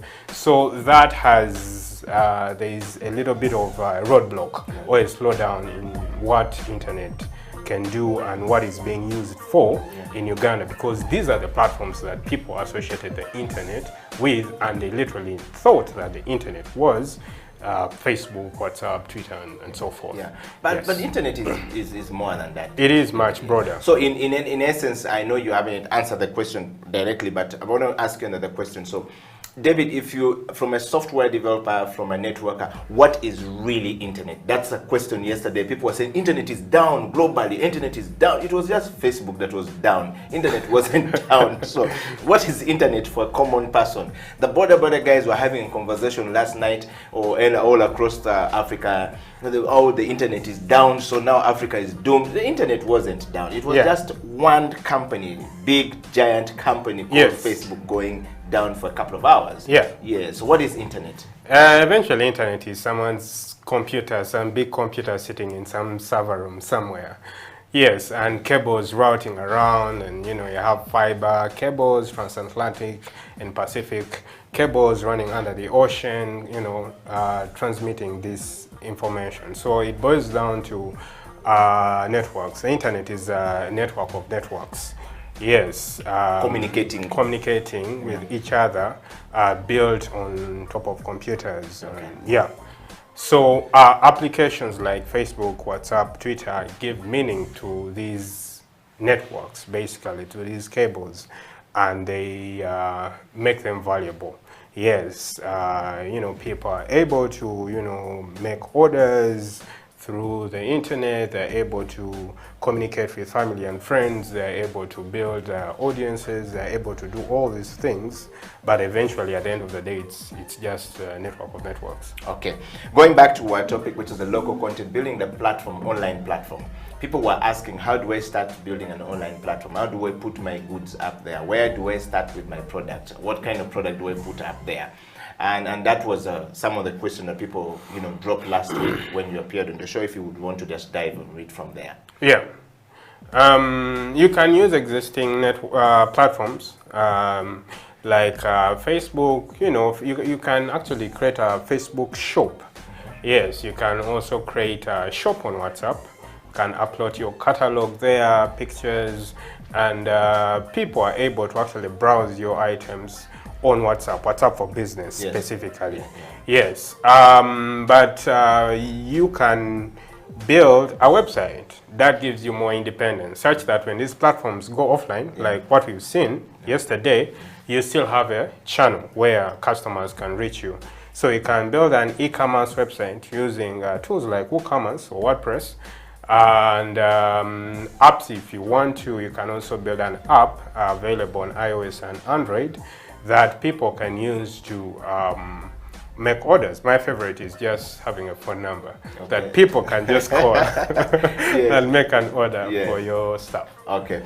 So when I build that now, Dawoodi, and I have it, how do I put my product up there? How do I get people to know that my product is here? How do I, communicate the product itself? You have to have very nice images or pictures of whatever stuff that you're selling. So if you're selling shoes, you have to take really very nice pictures or even videos of your products, and then you upload them to your profile. Yes, on Instagram or Facebook or your website. Now when you upload the images along with their prices, people at the very least can just view and say, this guy has this shoe, he has maybe running shoe, or he has weekend shoes, or he has office shoes, and so forth. And someone is able to say, I saw these shoes on your profile, or on your Twitter, or on your website. How much is it? How can you deliver? Or how can I make payments? That sort of thing. Yes, so once your products are up there, then the next thing now is how do you get them to the customer? Does the customer pick them from your shop if you have a physical store somewhere in Tinda or in town? Or are you completely online? And in that case, then you have to find a way of delivering the product to the customer, either at their home or at a specified location, some sort of hub or some place that you agree on. Yes, and when the product is delivered to the customer, then now the other question is how does the customer pay for the goods and services? Yes, the most common payment is cash. So when the product is delivered to the customer, they are able to just pay the delivery guy, could be you, or one of your delivery people, could be a border guy or whoever, and you're able to give them and receipt them at the same time. Yes, or they could send you money through electronic means, either mobile money or a point of sale that the delivery guy has gone with. Okay. And the transaction is then closed. Okay. It sounds very easy, but not so very easy. Yes. Because to some people, I build a shop and I want now this thing to go out to the public. Right. How do you start to tell people, now I have this product, guys? Yeah. How do you reach out to the far end guys, people who like now Nakapiripirit, you know, people in the... Okay, so you have to start with your family and friends and your immediate networks. Yeah. You know, that's why it's important to build an audience Yeah. online. Because now those are the people that you reach out to, and then through word of mouth, they spread the word to their family and friends and so forth. So it starts to, word gets out. But you can, to reach out to people outside of your network, you can advertise. Yes, so you can advertise on Facebook, or you can advertise on Twitter, or even Google. Yes, Google, using Google AdWords and Google AdWords, I think, yes. Yeah. So you can then advertise online or offline on radio or TV or newspaper. Okay. Say, guys, visit oduka.com. There is cool electronic stuff out there. Then people visit the website and make orders. Okay. This is something new, David, in Ugandan context. I'm going to talk about the African context. Our brothers and sisters in Nigeria sort of like complicated this kind of stuff. Yeah. They started it earlier than us, but they made it very difficult because the world doesn't trust Nigeria. Even just the card from Nigeria swiping is a problem. Amazon sort of like said, we can't transport everything. Credit card in Nigeria just doesn't work. And so, like the whole African continent, when you talk about credit cards, even a debit card, when you're paying something online, is not respected. You go through like some sort of like so much. It's based on the mistrust that we have. Now, building this platform, how do we get people to actually now build trust in this product? Because Africans, sometimes we're not very honest. Yes, and that's something we need to embrace. We don't deal with honesty when it comes to running business at a certain level like this one here. How do we deal with honesty? How do you build back the the lost credibility that our brothers and sisters somehow in Nigeria? I know it has changed. It made everyone in Africa look the same. Yeah, so it depends. Okay, so if you're buying from Amazon or eBay, or Western or whatever's marketplaces, yes, those guys have distrust. A few bad actors here spoiled the whole basket of apples for the rest of us. But us here in Africa, we can start to restore this trust by starting with the vendors themselves, people who sell online. You need to start being legit, Yes, so that when somebody makes an order and they input their card details, they know that these details are secure, they're not going to be defrauded.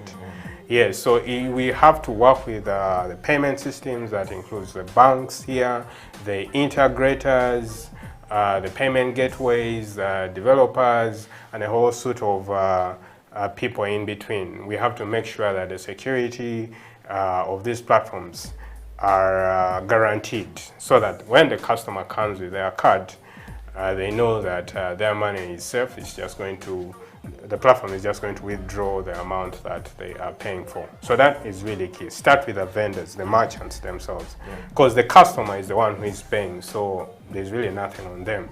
But the vendor, like Oduka or Jumia, or Gigi, they have to ensure that they buy back that user trust. Okay. We're going to take a break, and when we come back, David Okila and I are going to dig deep into the issue of pricing and, of course, getting the goods delivered to people. We've had incidences where a product is delivered and the person says, hey, I just ordered it just to check. I didn't have the money. I just wanted to see if this thing really works. And now trust me, you've delivered the goods there. How do you deal with it? You know, stay right there. Creative industry will be right back after this. We're talking about local content development, you know, on online platform, focusing on Buy Uganda, Build Uganda, how you have a platform there and how does this platform work? How do you get the goods delivered? How do you start? Where do you start? David Okila is breaking it down. We'll be right back after this. This is the Creative Industry Talk. Eddie Okila and David Okila will be right back after this.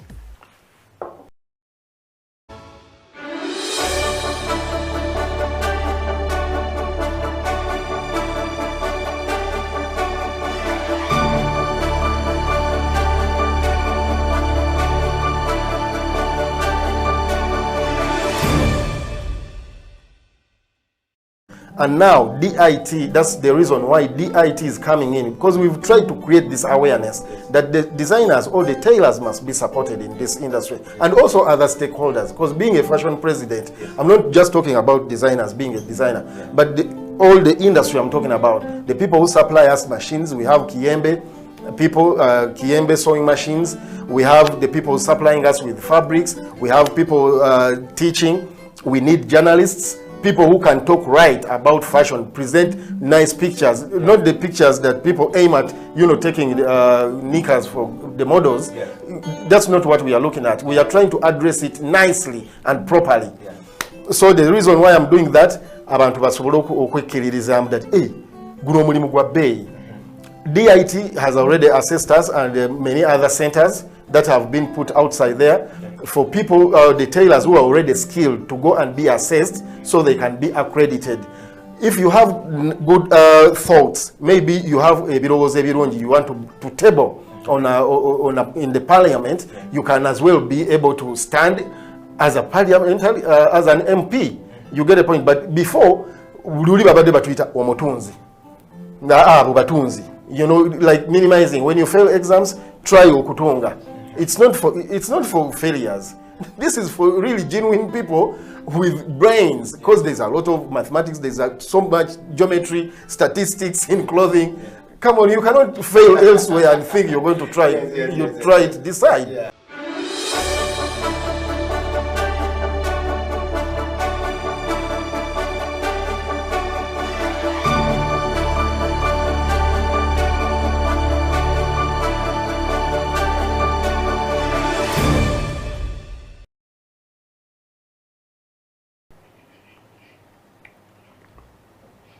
It's a Creative Industry Talk. Welcome to the program. My name is Eddie Okila and this is House of Talent Television. Follow us on YouTube, on Twitter, and on our website www.houseoftalentug.com. Please go to YouTube and share it far and wide. David Okila and I are here. We're talking about some really serious stuff, local content development, focusing on online platforms, the platforms we use to buy things online. When you sit on your phone and you order items on your phone and it's delivered without you having to leave the comfort of your house, it's what we're talking about. Platforms that you go to and you say, deliver this thing to my neighbor or to my brother in northern Uganda or to my sister in western Uganda or to somebody in Kenya, and they just simply ship it there, and all you deal with is payment from the platform, from the comfort of your sitting room, is what we're talking about. That's what we're talking about here on the Creative Industry Talk. Okay, David Okila, welcome back to the program. I want the guys to just put up the topic up there so that people can follow, and I'm going to read a couple of your comments coming out from there. So we put the topic up there and let's follow up this. Local content development, online shopping platform is what we're talking about. Focusing on product pricing, product placing, prices, and ordering and delivery. I think David Okila has already talked about the product placing. How do you start an online platform? We've talked about it. We've talked about product placing. He talked about how you need to put the things together first and then put it out there. You know, you don't put rugged pictures, unclean pictures out there and you expect people to come and buy. All right. He's also talked about how the goods and services are delivered. You must have a network of people who can deliver this, borders or motorcycles or riders or walkers or whatever you call it, that can take there. You're not going to use an ego to fly things there because we haven't yet gotten there. So definitely going to be human to human point of of delivery, and that's what David has talked about. I want to read a couple of comments coming up from people up online there. Frank Tugume, welcome to the Creative Industry Talk. Thank you very much, Frank. I know you were affected yesterday when Facebook went on.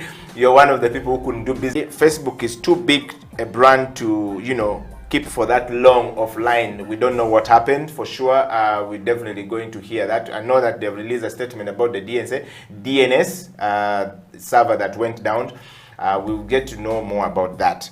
But of course, we're here with David Okila talking about this. David, when Facebook went off yesterday, it was just a few other countries, people like China, that is a big market in the world, were not affected. On local content development, which is our focus today, China developed their WeChat. They were not affected. There was no Facebook affected. They didn't even know that there was a global blackout. In fact, Russia, I think, also has something, some people were saying Russia lit the, there was this building that was lit with some nice colors going on. It was like maybe Russia was sort of like celebrating the things going on in the US and stuff like that. And they started to embrace local content development, that we need to have a platform that will work here.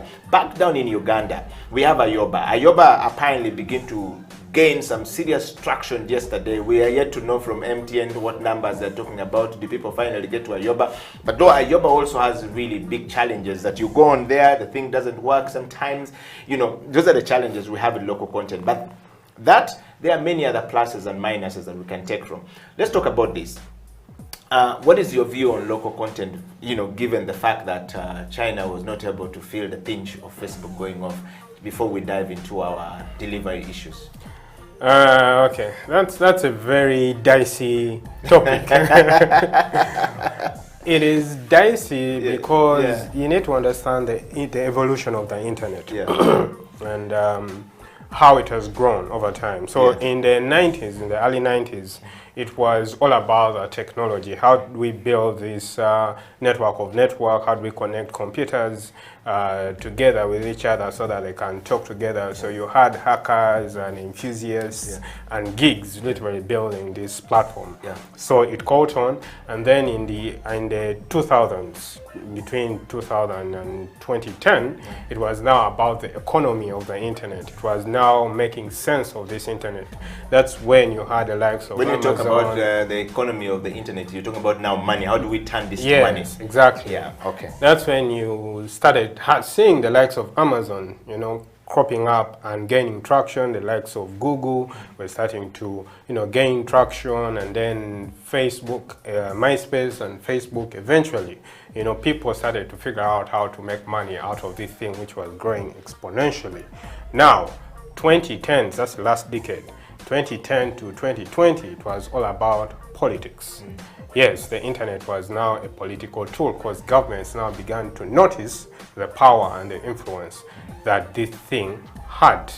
Yes, that's when now you had countries like China or Russia breaking away and then making their own internets. Basically, when you go to China, it's a whole internet of its own that is sort of walled away from the rest of the world.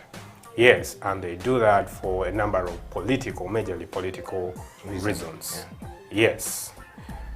Okay. So to your question about local content? Yes, local content. Yes, because China, that is classified as local content. We built our own system. Can we have, for example, when I'm talking about here, like let's say UG Face Chat, for example, which is now be a Facebook for Uganda. If these tech guys can build one for us. Now we are at a point where you have to fuse all these things. You have the technology, the economics, and the politics of the internet, and you have to tread carefully across all these three dimensions. So if you set up a Ugandan Facebook, for example, you're going to have to probably, you have to look at the regulator. The regulator probably has to come in and regulate this content because now you're in the jurisdiction of Uganda. So governments are going to want to take a lot of interest and maybe regulate some of these platforms that are locally made. So yes, it is great to have these alternatives, but you have to look at the dimensions at play. the politics, the technology, and the economics. You have to make it work. You know, how many internet users do you have in Uganda? You have about 12 million internet users, and maybe that's about roughly maybe 12% of the population. And does it make sense? Will I make money if I build a Facebook for Uganda, for Ugandans? Will it be able to survive? Okay. Yes. So the economics really have to come in. Now remember that those platforms that are out there, the Facebooks and the Googles, have a whole monetization system that has been built in that makes these things work. They are free to you, but Facebook is making money and Google is making money because there is a whole monetization system that has been built around these networks. Yeah. So if you build a Facebook for Uganda, then you also have to think about that monetization system to make the thing sustainable. Okay. And then, of course, the technology, the thing should be able to have the same system uptime that people are used to. When Facebook goes offline, it makes headlines. But when Umeme goes offline, and it's not headlines at all, it's expected. Yes. Mr. Kawojo, I hope Peter is hearing this, and how do we make Umeme going offline? But he still does in Uganda, yes. The technology, you get it. Yeah. So you have to up your technology because as we define the internet, at the end of the day, it's just fiber optic cables and computers and all that. That is actual infrastructure. It is power grids powering these systems, cooling systems to make sure that they're online. Yeah. So do you have the power systems that can reliably power these systems 24/7 without going down, such that if there is an outage, it's not that your provider, the utility company, went offline. No, it's probably something human error somewhere. So these are the things that technology has to check out, the economics has to check out, and then the politics has to check out. Okay. So David, look, on that note, we had people talking about Ayoba yesterday. We have Ayoba in Uganda. Yeah.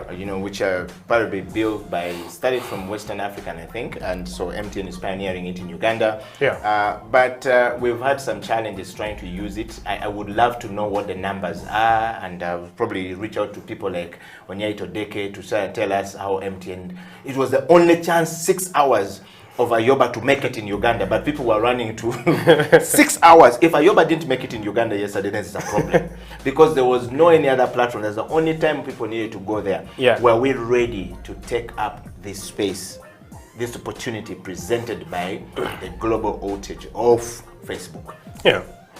So you don't wait for an outage to start building your product. That doesn't work at all. No, but the tech guys yesterday, there are some tech guys who came up with things quickly to try and test that, to say, this is a platform for us to get into this space. It almost never works that way. You have to have a very good platform. Yeah. Like Telegram or Signal. These are already established platforms. Yeah. Such that if there is an outage on WhatsApp, people are going to rush to Telegram and it's not going to crash, or it's not going to have issues. They're going to have the same experience as WhatsApp, and as a result, they could actually get hooked there because they realize, hey, there is this thing, it works as well as WhatsApp. I could actually be here. Although there were a number of people who were disappointed because they went to Telegram because they didn't know how to use it. Yes. And that's the other thing, your friends have to be on those platforms because there is running to Ayoba and you're the only one there. What value does it have? It doesn't. You're just going to be in a ghost town. You're going to go back to where you were. So these companies have to actively be promoting their products, at least let them be in the face of the users, such that if there is a problem here and users rush this site, they come to you, you're ready, you're prepared. And you are able to sign them on really quick. Not like this internet situation where we have in Uganda. We're talking about local content where telecoms are usually having, provide internet. So we are the best internet providers. And then people run there the day MTN is not having a very good day, or Airtel is having some really serious time of the month. And then, before you know it, it's overwhelmed. Yeah. It's what we've seen that, some other, platforms yesterday crashing, of course. Yeah. Some people, Pinterest, I think at some point had to challenge their things, organize themselves quickly because people are looking for where to post pictures and stuff like that. They were not ready. So I agree with you. So going forward, how do we take advantage of some of these things? Should Facebook, this situation happen again, how do we take advantage? But first, before we get there, we want to go back to, pricing and, placing. You've talked about product placing on the local content scene here. And when we're doing online platforms. David, there has been this very, very disappointing situation happening in Uganda, or challenging situation, where I see a very nice picture from this online shopping platform, and man, it looks cool. The local restaurants have done that, where the sign really look really nice. You look at the food, is appetizing, is everything is inviting, and then you go into the restaurant and sit. We've seen adverts where the food served on the table is not commensurate to the picture you are seeing, and you're asking yourself, what went wrong? And then the customer is furious, is mad. Yeah. That has infuriated the customers to saying, let me first do test buy. In fact, at some point, I'm going to come up with a program called Test Buy, where you buy the thing, test it, and then you buy it. How is that working? You've seen customers ordering stuff and saying, the guy goes on a bike and delivers it, and when it's delivered, the customer says, sorry, I just ordered to just check if this thing is working. I really didn't need it. I don't have the money to pay for it. How do you deal with that? That is really a very frustrating thing. Yeah. It hasn't really happened to us. Yeah. Maybe because of the trust that we have built with our customers. But like you say, those are things that have actually happened to other vendors out there. And I think it's really frustrating, to say the least. And I think it also has to do with the vendor himself. Yes, because if your products are legit, the prices and the images and the pictures that you post about your products are eventually what other customers receive. Those customers are going to post images and praise you and say, hey, I ordered this thing from Oduka and it's actually what it was. So all the other people that are listening will trust that what they order is what they get. Yes, but if one customer, you have a bad experience with one customer, and you send them a fake, a product that doesn't really reflect what was online, now you're creating distrust. The subsequent customers are going to have to want to first try out the product and see if they are not being kuferad. Yes. Basically. So I think that it starts with the vendors, once again, themselves, and establishing this trust and building these systems to earn that trust from the customers, that what you see is what you get. Yeah. And for us at Oduka, at least that's what the issue is. I've never received an issue where a customer just orders and just check if you're legit and you're real. Yes, and if the customer actually did, will be blacklisted for life on the platform. But that would be taken a little bit too far. Just blacklisting the customer. Well, the customer also want to be. You have to punish bad behavior on both sides. Well, we're talking about some of you guys who order things and just to test. David is telling us why that happened, because it's been happening. We've had a lot of people, share their experiences of a customer ordered for items, we sent it, and then the customer says, I am not interested in it. My experience with Goods Express a couple of years ago, people would go all the way to go and order things from Amazon just to see if Goods Express will deliver it in Uganda. So you call the guy and say, like, your item has come as a small item. He says, oh, it actually came. No, I just ordered it. Just testing it works. But the thing is already here, and then you find you have a shipload of stuff just hanging around because the customer is trying to understand. Yeah, it's a loss on your side. So we're talking about building trust. you know, trust is the foundation of business. Trust is the foundation of leadership. Trust is the foundation of sales and marketing. If you're setting up a business as a person online, if you're starting up an online platform, you need to make sure that people trust you. You've got to start with the trust from the very beginning. That's the lesson we're picking from David Okwi here. David Okwi is the founder and the owner of Oduka, you know, stores. Go online and check out oduka.com and tell us what your experience is with David Okwi's platform. There are many other platforms in Uganda, but check that one out and check other platforms out and make sure that you see it. That's what Creative Industry Talk is all about, bringing the creative ways that we can actually take advantage of to harness, you know, building our businesses going forward. David, before we take another break and probably bring to the, you know, towards the end of the show, we want to look at, you know, pricing. Yeah. I see this product very nice online. Yeah. And I'm, you know, good. And I say, man, how much is it? It says, inbox me for pricing.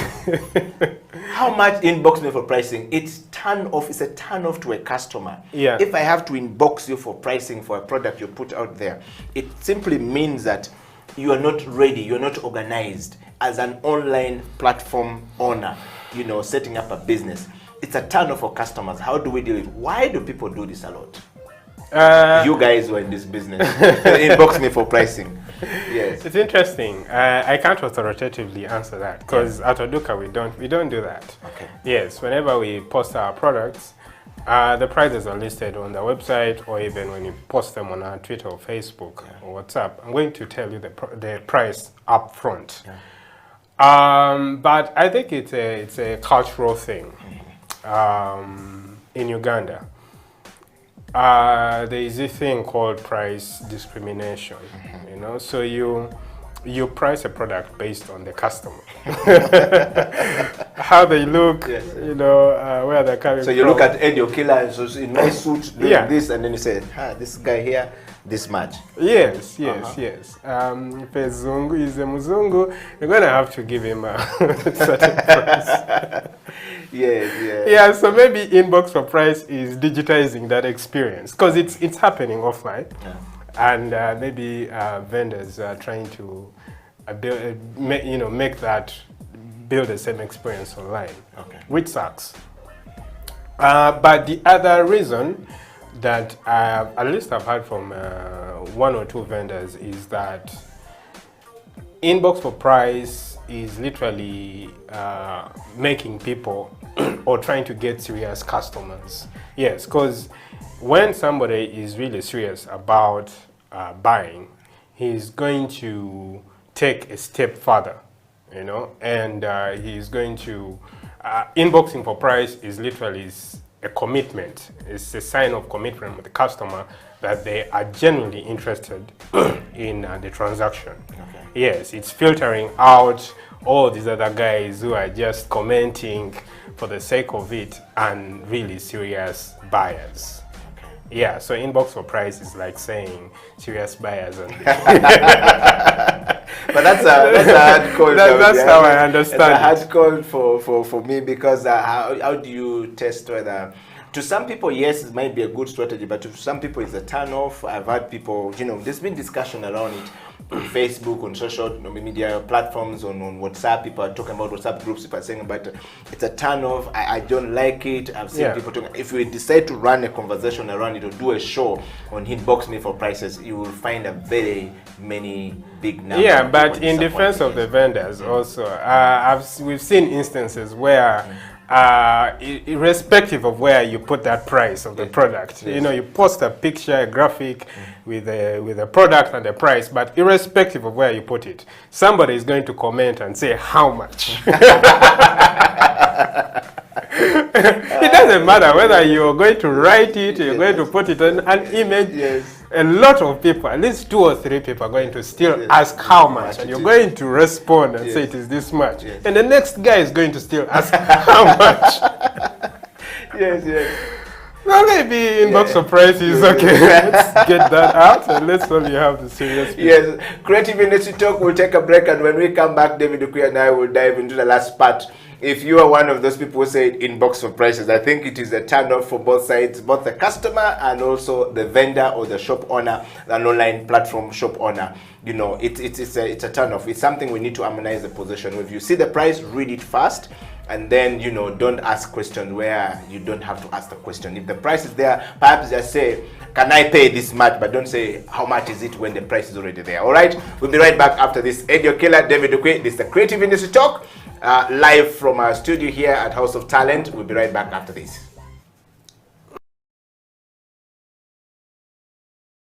Historically, furniture, woodworking has been passed on, carpentry has been passed on through apprenticeship. So that is the biggest challenge. You learn the skill, you don't get the business skill because the teacher wants to keep their customers. Yes. But then, due to the current development, we have the technical schools teaching carpentry. They're teaching the theoretical part, but they are indulging less business. And then the business methods they indulge in are also less practical. Yeah. They have been written in books. They have not been actually applied sometimes. So I think one needs to first of all learn the dynamics. Consider carpentry as a business, as a trade. And the rules of trade are the same regardless of which trade you're going in. We have standard rules that don't change. So currently, I think it is something I personally took upon myself, and in our kind of business, we do have apprentices, by the way. We do take in students. They learn, especially through the lockdown. We've had a lot of them coming in and to take on the skill.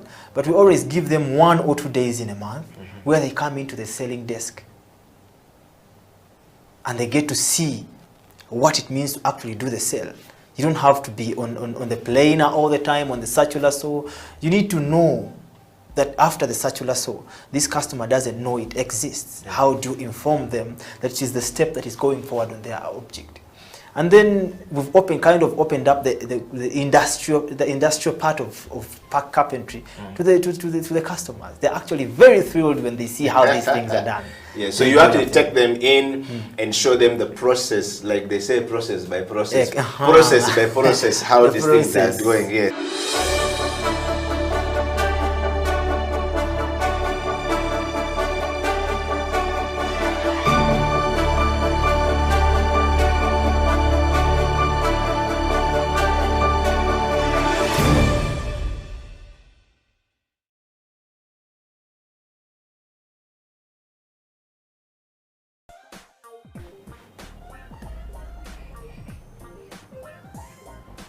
Welcome back to the program. This is the Creative Industry Talk. My name is Eddie Okila, and in the studio is David Okwe. We are talking about local content development, focusing on Buy Uganda, Build Uganda. How do we make that better? How do we make the experience of buying Uganda and building Uganda better? Of course, we're looking at local content, focusing on online shopping platforms in Uganda. They are taking shape in Uganda. COVID-19 spiral that growth all across, and as you can see it on your screen, local content development part 2 with David Okwe on local online shopping platforms. We're focusing our discussion on product pricing, product placing, prices, and ordering and delivery of this. What are kind of experiences that we're getting from? So we're talking about the prices and how people ask for it, and we're talking about ordering, and now we're going to talk about the delivery of it when it gets to the person. All right, David, welcome back to the program. Thank you. We're in the evening of the Creative Industry Talk today, and so far we're enjoying this discussion. So we're talking about price discrimination, where you place the thing there and then you tell the person to inbox. Don't you think that the price discrimination is destroying rather what would have been the best way of attracting as many customers as possible to online shopping? Not necessarily. As you said, price discrimination it's a way of bargaining, just starting a transaction, and you're trying to bargain with a customer and come to a settlement of price. Yeah. Maybe it's probably being done the wrong way as it is, but we could devise ways of doing it better. eBay has an auction system, there is a best price, and then people basically just compete on the price, and then the highest bidder takes the item. Yeah, and it works. This is eBay in the US. Yeah, so we could develop e-commerce systems that allow for that behavior that we're used to, where a customer comes and, you know, it's really just bargaining and figuring out the best price for the product. Okay, let me ask you, so does Oduka have this kind of system in place? Are you bringing this in place? No, we are like a supermarket. The price is set. Yeah, so you don't have to. Okay, so I mean, and there's this other part of it, David, where, you know, we've talked about it offline, but I need to bring it up. Where somebody posts a very nice picture of a car, you know, selling the car, and says it's 500,000 Uganda shillings. Then you click the car and the 500, the two things don't match. And then when you click, they says the real price is 15 million, but it is 500,000. That's a very disturbing, you know, stuff for brain of a customer who's trying to buy. Why do you know, online platform do this? I can't speak for everyone, but as an online vendor, you have to decide who your customers are, and if that pisses off your customers, then don't do it. Yes. I think that COVID-19 came and disorganized our economy, brought our health system to its knees, and along the way, our customers wouldn't like that at all. They would be completely turned off, like you. So the price is set, and that is what it is. It is the price for everyone, whether you're black or white, whether you're tall or short, male or female, it doesn't matter. It's the price, and because it's the price for everyone, people trust that they're not.